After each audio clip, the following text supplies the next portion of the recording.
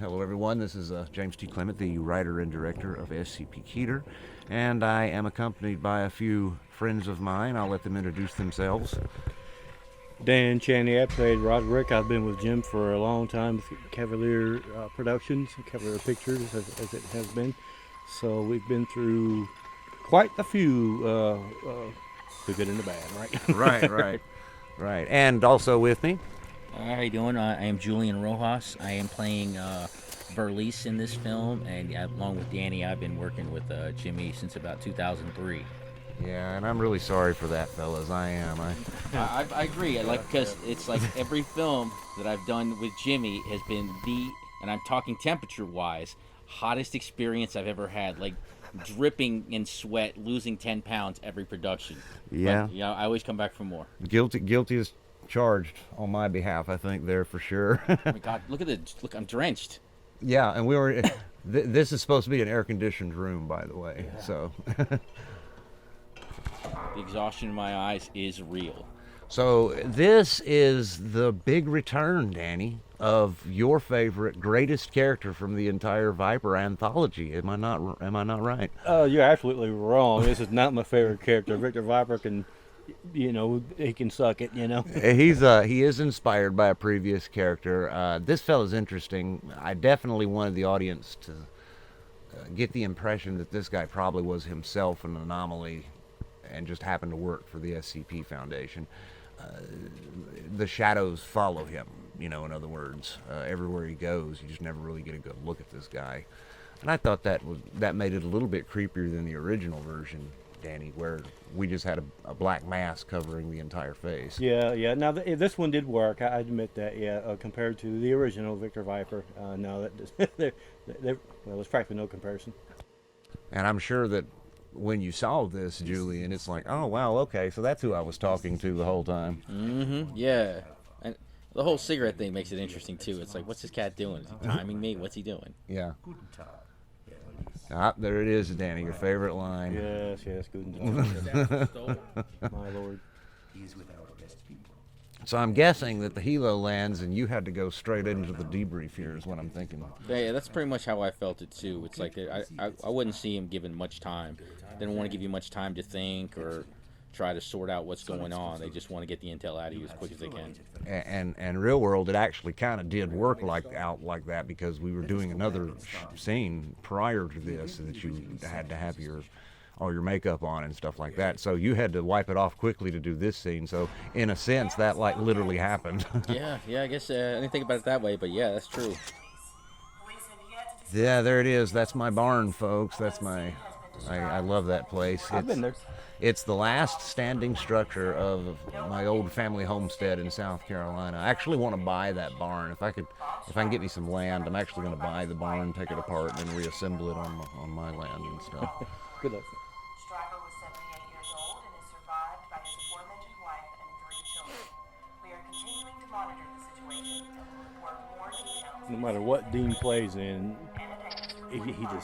he's always got that, that bad guy, heavy vibe, Yeah, that fella right there was actually my brother, Dean, and he's been in a couple of things for us at this point. He was in the Tommy Gunn movie, of course, and then he also was part of the Viper trilogy when we did that back in the early 2000s. He was Baby Bird. Yeah, well, no, not that version. That was an even older version. So I'm talking about the early 2000s. The trilogy, man. The trilogy. MTF 001. You will go to the location and enter the structure. Get MTF 002. I love this set.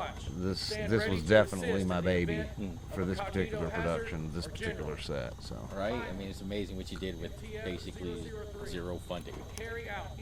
I mean, the barn itself, it's a little bit, if I could have done what I really wanted to do, it would have been a little bit different. To put it that way, But the helicopter here, I'm very proud of that.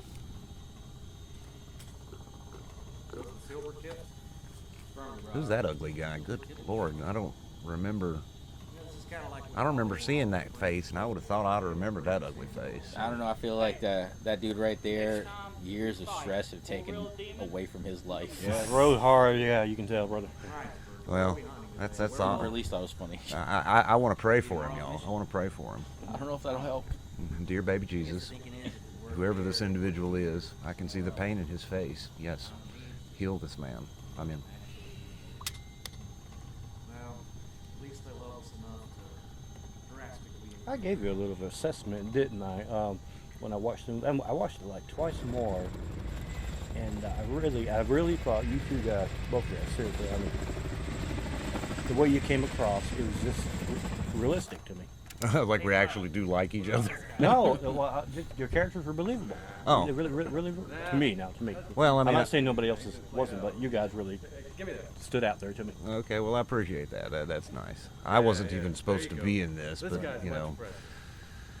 You remember that one fella that I won't say his name, but that one fella that kind of had to back out on us or whatever, and he was really constantly asking, was there nudity in the movie? Remember Oh, him? yeah. Yeah. Religious nut or something. He kind of left me no choice because it's time to film. We need the character, and you know he backed out, so that's that. You know.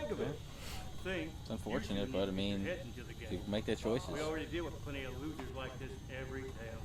Mark and Tom, on the other hand, were kind of last-minute additions to the cast, and they fell right in great. They were very professional, very. They gave me exactly what I needed for really everybody did, honestly. But for them to have stepped in literally like the day before we filmed with them, you know, it was really great. Fair enough. I believe them when I see them doing their thing. Right. Could you guys understand any of my lines? Oh yeah. Oh Does yeah. that sound like I have a mouthful of rocks at times? No, I Probably not in and of themselves. Yeah, no. out there. So was that your best Hulk Hogan impression, or were you going more for a King Ardith kind I of was thing? touching a road, brother. Oh, I would have never thought about that. Just a little bit. And like Roddy says, you know, we all got enough actual monsters hiding in our own closet. Probably best to stop looking at that fictional shit, you know, before whatever is up here actually escapes. Otherwise, yeah, you may end up staring that one in the face. Or sirens, I guess, in this case. 582, Jonesy. Say again? He was talking about SCP-582. It's a kind of a reality bender. It somehow knows what really scares its victims and then presents itself as that thing. And that is how we go from all this art online to actually having to face some weird version of these fake-ass monsters. Now let's meet up at the archive tomorrow, Jonesy. We'll pull 582's file and you can All learn right, I all think about we were that. somewhere in this area. Yeah. Okay. So live action shot of the copter. I'm really happy with that, by the way. All of this footage here in the woods here, this field, and the structure that's on the overhead later are actually all the property in South Carolina. I actually went over there and filmed all that stuff. Was it So drone? yeah. Remember, if you run into a wall, That's why you get paid the big bucks, My God, I wish. right? One day. That's what I keep telling myself. okay, let's rock it. So no one gets left behind. I wanted to emphasize this in this film. That was the one and only thing that to me didn't feel right, and about some of the other films that I had seen, that it didn't feel like the guys were particularly close, and I just ain't buying that guys do that work that these guys do aren't close. Yeah. And you're a veteran as well, Julian. Would you agree with that assessment? Well, I mean, yeah, you work in teams. The team means something, you know. It's something where you're doing the same thing in and out with the same group every single day. I mean, you're become one machine, one unit. Yeah. So yeah, you got to get really intimate and close, even if you don't like each other. I love how atmospheric it looks. Oh yeah, I definitely wanted to do this shot. I've not really had a reason to do a shot like this for many years. You know that, you've been there. Right. But in this particular case, I had a reason to use it, and I jumped on it. So.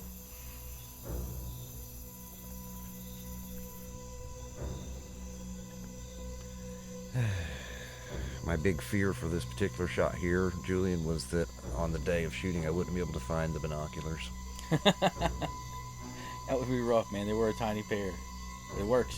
I mean, that's how things like this work, though, right? I mean, you'd have been holding like a spray-painted toilet roller. Yeah, two of them. up. Make it work. Improvise, adapt, overcome. I'm not above it. No, I not am. at all. I am not above it. I'll tape that crap together right quick. We made a whole city out of cardboard boxes way back in the 1990s, didn't we? Yes, we When did. We did the Batman versus Vanguard thing. That we did. So, okay, here's the old family homestead barn. I want that building. We are not outside that barn right now. All the barn shots outside, except for this particular one, were shot in South Carolina. This was actually a facade that we built to mimic that particular barn. And because I couldn't take the cast to South Carolina. It'd be nice, but the funds weren't there. No. Stations. This next film. The special edition, the deleted scenes. Well, wait a minute. We filmed this like a year later. How can you call that a deleted scene? Shut up! So I've had people actually tell me this was their favorite part is when we all first enter into the barn. Yeah? Yeah. Yeah, I wish I didn't get a chance to read any comments or anything like that. I just saw the film once, but I love it, man. I think it's a great job. Well, it's definitely prior to this, our best work obviously was Tommy Gunn. And I think that an argument could be made that Tommy Gunn still stands as our best work based on what it was versus this. However, for what it is, this is definitely the best work we've done, without a question. Agreed. And we did some pretty cool stuff in Tommy Gunn. Yeah, that's true. It was fun. Definitely enjoyable. That's the guy that played Nebuchadnezzar. Can you tell? That guy right there you just saw actually played Rula Afgard, and that idiot right there played Tommy Gunn. Tommy Gunn's had it rough, hasn't he? What the hell happened, Tommy Gunn? I didn't have to do anything. You're just going to kick over in a minute. The dirty secret is there was no switch. This is 1-1 action. Just great acting. That's all pantomime right there, baby. Pantomime. Investigation at this time. Copy that. 1-1. Proceed with caution. Okay, boys, listen up. So we got to do this. Tia was actually the one that recommended that we do this commentary track, so we got to give a shout out to Tia. She was one of our valued crew member on this. Good call, Tia. On this expedition. Tia Grubbs, ladies and gentlemen. Indispensable. I'll add some applause sound effects here for her. That's good. Yeah. Here. Golf claps. One complaint I had heard made about some of the other films as I watched reaction videos to them is that these guys seem to be completely oblivious to looking under things. So thus, I wanted to be sure Yeah, make sure you look under it. to represent I'm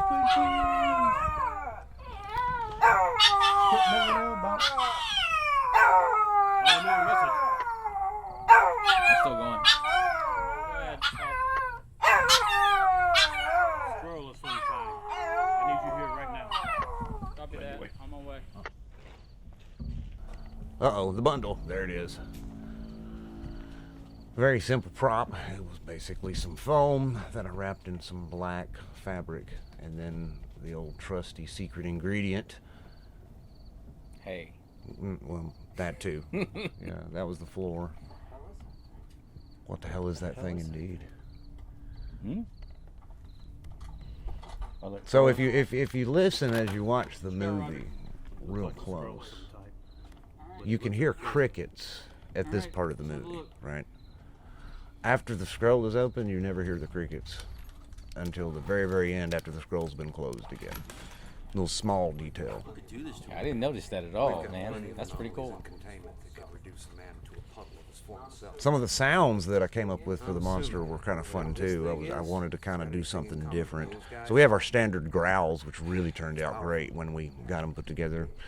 But some of the sounds that this thing made were actually kind of ethereal, sounds that you can find videos of on YouTube. What the heck is this sound coming from the sky? They call them sky trumpets or whatever. Yeah, you were telling me about all that, yeah. Yeah, so for example, the scene where we have our multi-dimensional barn and it just stretches forever is the first time I used it. If you listen, you can hear a sky trumpet go off in that scene.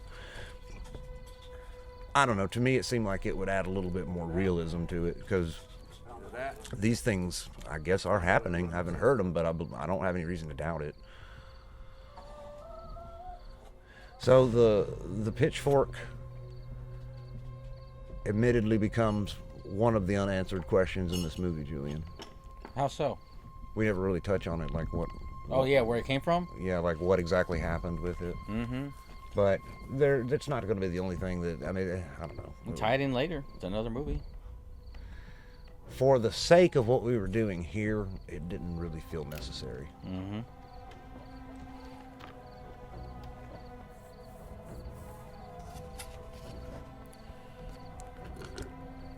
I like the tension that little bag, the little bundle right there brings up. Yeah. Question I had now, we went looking for another team. Is that right? No, you guys actually went to try to see if there was an anomaly that needed to be nabbed by the SCP Foundation. Okay. You guys were going in response, and considering it basically a combat situation, as you can see. Thus, why the mobile task force, that's what they do. They're basically, when they need the muscle to come in and bang bang, they call the MTF. Okay. I love how your character, Danny, does not fasten his chin strap. He's just got this I don't give a F attitude about it. Yeah. But it makes sense because the way you played him was grizzled. So, Thank you. Salty veteran's been there way too long. yeah, needs to retire or something. So the scroll, all hell breaks loose. I think the best way to describe what happens with the scroll once it's opened is that it kind of makes this world they're in a little self-contained thing that's not necessarily part of our reality anymore, if that makes sense. Some sort of ancient Hebrew, but I'm not 100% sure. There's a lot going on in here right now. I mean, heck, the idea is that the scroll's probably a collection of different stuff. This is one warning. We're experiencing environmental change. Please advise. So Collymore's character had a little insight into what's written on the scroll? Well, he's able to read some of the print that's on it. Yes, not all of it. There's a lot of stuff that's on there that he can't interpret. Right. Collymore, Wamper, MTF, But there's reasons for that in story. Sound off, com check. We were talking about an unanswered question a moment ago. That's going to end up being probably another unanswered question. Is what all those other things, all those other forms of writing were, at least in the context of this film, because it just wasn't time to get to it. Right. But it's like I told you guys when we watched it, we could have easily extended this to be just a full-on feature film if we'd wanted to. All we needed to do was add another 40 minutes. Yeah, I don't think that'd been hard at all. No, not at all. We could have explored, a lot more of the lore within the story, Mm-hmm. Even the other dimensions, once you got into that room with all the barns. Yeah, there could have been an attempt to like climb from one to down to another or whatever.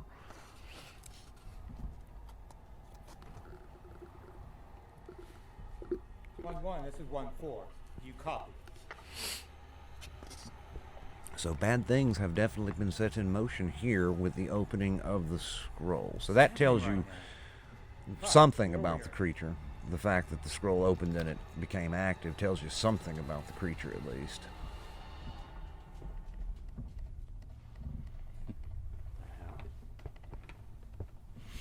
The infamous James Clement angle from every movie.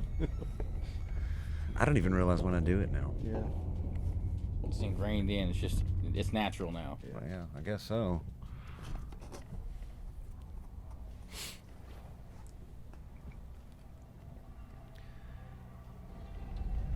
Yeah, this is trippy.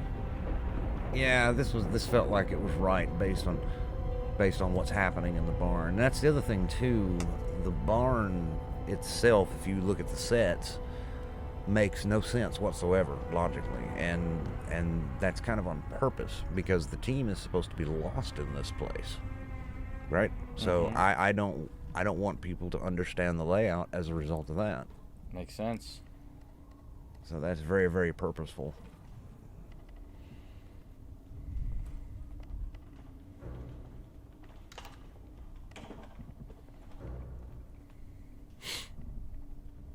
Now we're getting down to business. Trying to figure it out. But it's rough, man. It's like you got this guy translating it, not knowing what he's doing, and not even knowing that some of the stuff he's doing is causing it. Right. So that's Burns, by the way. He was really a great addition to the team. He was able to. He's a veteran. You know, he was a combat veteran, actually, I believe. Pretty sure. Yeah. But he was able to actually bring some of the stuff to the table that we needed to film this, because as you mentioned earlier, we did not have a great big budget to make this. We got very lucky that EVIC, got to give them a shout out, evic.com. They donated some things to the project that we desperately needed, and you know, shout out to Haley's as well, because they gave us a place to film the movie. Could you guys imagine how bad it would have been had we been shooting it right out here where we sometimes shoot stuff? Yeah. Yep. Oh, yeah. I mean, we shot some stuff out there anyway. Yeah, but, that would seem. But imagine the whole movie, but shot out there, which is what I thought was going to happen, by the way. Rough. Definitely rough. It's nice having me. I mean, call it a soundstage, but it was a de facto soundstage. Well, what blew my mind, still to this day. Okay, what's going on? You know, you guys probably know this. You can just drive down the road, and if you're looking at every one of them, you're going to whip a crick in your neck at every barn you see. I knew no one and had no way of finding a way to actually film in a real barn other than the one in South Carolina, which I couldn't get the cast to. Huck, So, where did you go? in a sense, there is no barn really. But that works too toward the authorial side of it, I think.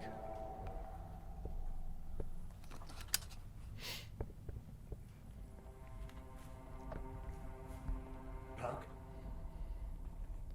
Puck. Where's that shot at? That's actually That's the barn? Yeah, that was I did that shot when I went to South Carolina to do the other shots of the exteriors. I took some. Every time you see something like that, it's actually the barn in South Carolina. Nice. I added that so that there would be a sense of realism to it. And by the way, this shot right here, you know, when it started with him in the background and Whopper's attention being gained by the dropping of the vest, was, I thought, really cool when I wrote it, and I thought in execution it turned out perfect. Especially this part right here, everybody seemed to really like that. Yeah. Poor bastard, man. There he is. Oh boy. Ah, there he is, ladies and gentlemen. Claws. I actually cut back on how much over my show there, by the way. The original shot was much more of a reveal, and I decided I wanted to pull that back just a little bit. So we don't quite get our best look at Claus's face yet. We get a better look than that shortly. I liked. It seems to be an homage to some of the old types, old school animation. I know you didn't actually have a model like that, a small model like that, but just the way you animated it made it look like some of the old school animation. Yeah, it did. That And I love that. I love That's fucking disgusting. it. Yeah. Talk, you read. I would call that a win. Yeah. That we've tried that shot on a couple of projects, and Colin. there's only been one Buck. thing or another that's gone Sound off. wrong, and this time wasn't any different. But it's definitely a fun effect to have in the movie, and it definitely makes a statement. Now, I've noticed this, though, and since I noticed it, it bugs me, but the elastic band on the right side of your helmet is not attached to the bottom of the thing, and that's just drives me nuts, you know? Little continuity details. There's so much going on, man. Yeah. And we were moving so fast. I mean, the shoot itself took, what, a month and a half? But if you ram everything we did back to back, and we shot it like it was like a real production with real money behind it, right? We might have shot for 2 weeks. Yeah. And had we been doing a feature, we might have been shooting for 4 weeks. It would have been totally possible to get it done in that time. But if we had real money, it probably would have taken longer just because you could do more things. Call him. You know, they say more money, more problems. I hope not. We'll see. I got plenty of problems now, and I don't have no money. Right? It's fucked up right there. Yeah, that's pretty fucked up. There's your sky trumpet sound again. And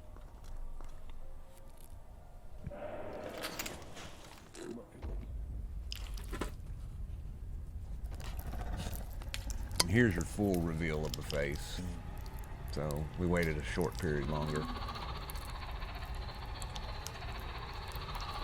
I looked all around that too to see if I could see anything. If there was an accident that missed, you know, and whatever. And I was critiquing, right? Good. So that shot there, Julian, was the very first one we shot almost a year before we rolled on this movie in general. It was the shot where the monster was getting actually hit, right? Yeah.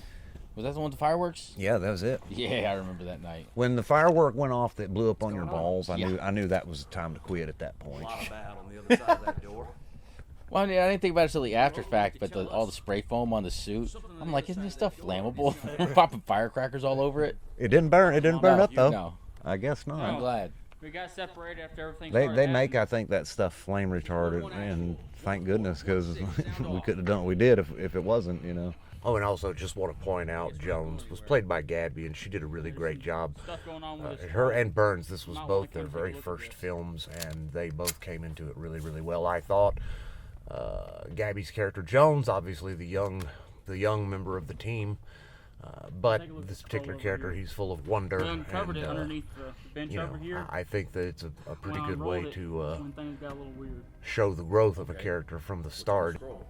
We don't need your stinking From the unions. looks of it, it seems to be some sort of ancient Hebrew script. I did not notice another until we script started editing I this don't know movie the that he had those himself. ears on his helmet, by the way. Whatever I've been able Oh, to gee, find yeah, he out, does, doesn't he? Yeah. It seems to be talking about putting on the armor That's of God, hilarious. whatever that means. I just didn't notice. I don't believe in coincidence. See, that's but what happens when I don't have somebody that does everything that's happened up to this costuming point, and continuity as well. So many things going on. In such We a need short to, amount of time. yeah. I mean, you know, if there is a next time, we're gonna have those people. I'm gonna get in touch with Cindy and say, hey, listen, what do you need to run my crew? You know, Right. other than put it the together and run it. armor of God, Do what you do. You it know. says at the top script here. Experience is nice in those The rest of it situations. here in Hebrew seems to be talking about dead children. This is what we need. Whatever was. You know, I mean, the seems to be response its to this most film has powerful actually been really emotional nice, and it symbol. actually motivated me to start writing the I have next been able to story. translate most But of this it Hebrew can't happen stuff, unless But the Yeah, rest of it, finance. it will be having Yeah, translated I by just- a linguist, somebody that knows this. we could Me do it. personally, I know we can't could, understand the the rest same way we did this one, but It's just so taxing. yeah, Cover that, I'm boss. 50 now. Right. You know? Ain't no joke.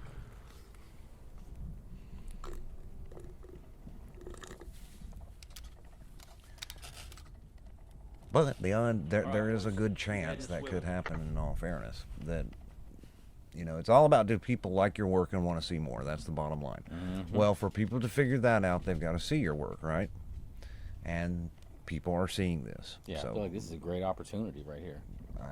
I hope that it opens doors for more. I'll say that. Sorry, Danny. Oh man, it's so painful.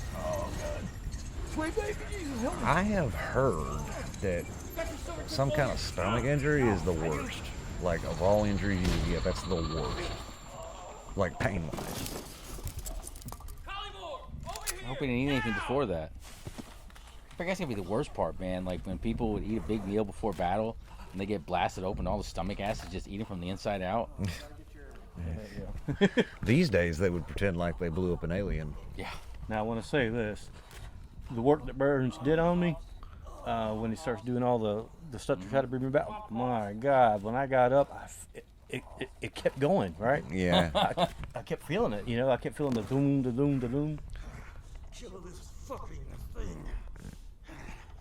I like that we changed that line to that versus what it originally was. Originally, it was, tell my wife I love her. And I'm like, then we see Roderick. We're like, no woman have that damn sorry asshole, you know?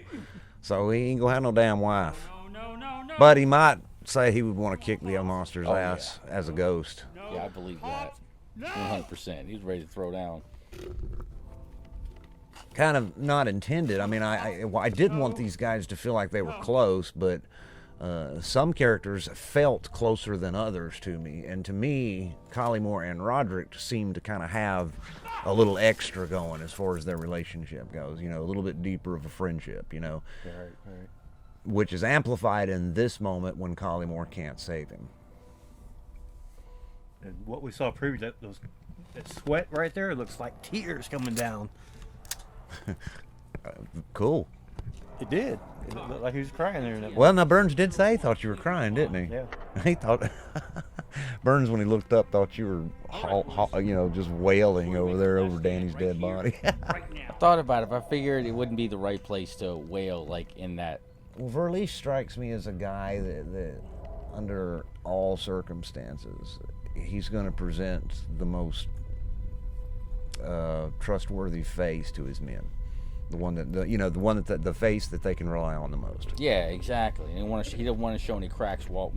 Definitely not in mission. Yeah, and Verlies is definitely our main protagonist in this story, who actually has something of an arc going on that could stretch into future productions. We'll see, but we kind of start the first part of that story in this as this story here ends, you know. And we'll talk about that when we get there, though. And that's that motion you were talking about there, Danny. Yeah, it's very Clash of the Titans-y. Yeah. Well, I mean, I'll say this, and I don't mind saying this. I've always really liked how it looked. Yeah, right? Fantastic. Like I said, especially with no budget, man. I would not want to see Ed 209 move smooth. Mm-hmm. I never want to see Ed 209 not stop motion animated. By the way, that damn shot right there with that holy water splashing his face, easily the hardest damn shot I had to get in this whole fucking movie. Your son's so simple. It's always amazing what freaking becomes difficult. It was terrible.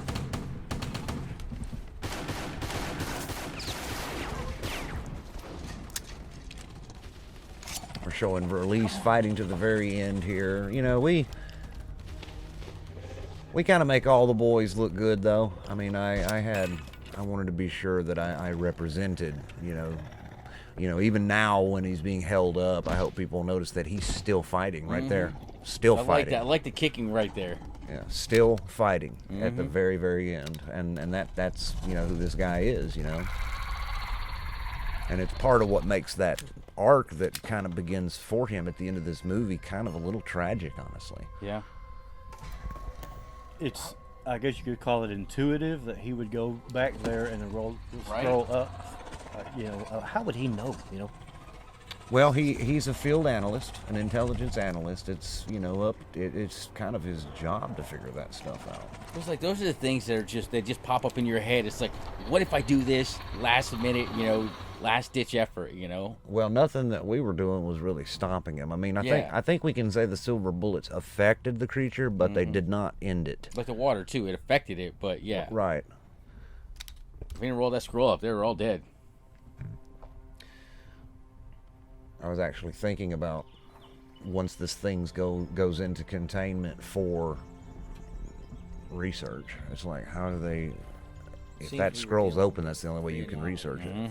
But if it scrolls open, there's no rules that apply to this creature. Not really. It can teleport. It can do whatever it wants. You know. Yeah, I didn't know it could teleport. I thought it had to be in that place to teleport. No, it was just teleporting all behind us all the time. Two places In here. a way, it was somehow bound to our world, connected to the scroll. So here we start first seeing the beginning of that arc for Verlies, Julian. It was covered in I religious incantations. wanted him to have a little bit of a redemption story, so to speak, if we get to do more. And right now, the stage that he's going to be For lack of a entering into better is kind way of to describe it, it a appeared to little be bit of despair supernatural over what's entity happened, I think. whose sole You know, purpose like I said, the relationships with the team The truly dark members thing was important to me. was that So this I think Verlies creature, really takes it personal that its main 3 of his men target got killed on this mission. It's almost half his team. Yeah, that's the big thing too. It's thing's a not killer. just the numbers; it's the percentage. It's not It's because the 3 worst people kind of doesn't seem villain much, but possible half your chase team, and all. that's a lot. You know, And It's not perspective. to mention, this That's is my team. Verlies is an old soldier, is what he is. I just don't think this thing had a And he problem. wants It to was- tell the families what happened, and I think went that's after going to be anything another that part got of his away from arc, his is main losing target. faith in the Foundation and having to It had find to be us. a way to either regain that faith or walk away, one of the two. And I think that starts here, you know, where they won't work with him on the demise of his men with relation to, you know, their families and what Verlies rightly feels is his duty to do here, to go meet with them and talk to them and tell them how their husbands and their brothers died, you know, and how they were heroes, you know. I think that's something. Yeah, I mean, right there. I mean, Verlies straight up loses it in this guy's face when he calls his men assets. I gotta go to 3 families and sit down with them. and explain Yeah, to him it how definitely I got means them men something to him. killed. And it's like he seems to me like one of those cats that, even at the risk of himself, because you know if he did tell the families, I'm sure he's the in trouble then. Foundation will ensure that the truth I'm sure of they'd this come after him incident is never Yeah, absolutely. because he's just creating loose ends. Yeah, and the SCP Foundation, I don't think likes loose ends. No, definitely not. And I can see both sides. You know, loose ends for them, really bad things could happen. But at the same time, it's like, how you gonna just cast away the people who keep it safe? I think Verlies is a man who's torn between two worlds right now. Honestly, I think he's torn. Yes, of course. You know, between his job and his duties and his heart, I think, and he's having trouble figuring out how to balance the fact he does care in this environment specifically, where, let's be frank, sometimes the SCP Foundation is very cold with things they do. Yeah. I mean, it's like most large organizations or large entities. Once they get to a certain size, they think about what their mission is, and anything that isn't in line with the mission is expendable. if we're gonna be just as disconnected or cold. I wonder if we were supposed to talk about behind-the-scenes stuff when we were doing this, like how we did this shot and that maybe. shot. I don't know. I've never done one of these before. No, me either. I just started playing it and we started talking, you know. I mean, it's good, Danny, that I can, as you know so well, run my mouth for quite a while. Yeah. You're definitely a yacker. Radioactive warrior. Yeah. Yeah, I found I that read disc, that. by the way. You We see we here, got I we got to wasn't get wearing any busy. pants. So disconnected from all the pain. The UAW disc. Perhaps. But even I keep so, wanting to do it again. Oh, I do. okay. I do. I keep wanting to go back and do some more. It was a lot of fun. that these Sounds people like it. never know Those or before my remember the days. extent of any But wait, yeah. I mean, I've got some ideas about that. We'll discuss them somewhere sometime. We got lots and lots and lots of ideas. It is a mercy. Just not lots and lots and lots of money. This Yeah, concludes yeah, the right, mission you know. debrief with Agent Verlies concerning Mission Bravo 1. So, I think what I was getting at earlier, talking about release in the beginning of this arc, I think that Our containment with the research team I think he ends this movie a little broken, Julian. Yeah, I would say very much so. And the reasons are because of what has just happened. Not because he personally was scared or anything. No, I don't care about that. Again, he lost 3 friends. And that loss of faith too, you know, because it's easy to not see the holes in the foundation when you didn't have something like this happen. But when something like this happens, then it gets to the point where you start seeing the holes. And It generally takes a catalyst for someone to break through. And I don't think this team's used to having this happen. Yeah, not at all. I mean, I it'd mean- be interesting to see them before this too. I mean, Jones was obviously kind of the new guy in the group, and you know, there wasn't really a hazing, so to speak. It was more like a firehouse hazing, I guess, if you wanted to call it that, like the way firefighters haze each other. In other words, Jones was never made to feel unwelcome, because that's just not what this team is about. You know, they need that character as the new guy to understand that it's all about the person standing to their right or their left, not about themselves. I will say one thing though, and I don't know if it was intentional, but I did notice that when they were going through the names, Puck was Agent Puke. Yeah. Yeah, that's some hazing right there. I guess there had to be at least one mistake that slipped through the censors, We because call it hazing. We'll sell it that way. yeah, Mark actually pointed that out. That's and awesome. And I was like, I'm sorry, man. We'll get it right. Like, I am so sorry. We'll get it right in the next sequel. Well, be honest with you, I've gone back and forth on how to spell that word. All right, well, that's the end of the commentary. Great, glad y'all joined us, and I hope you enjoyed the film. hope you do, and tell your friends.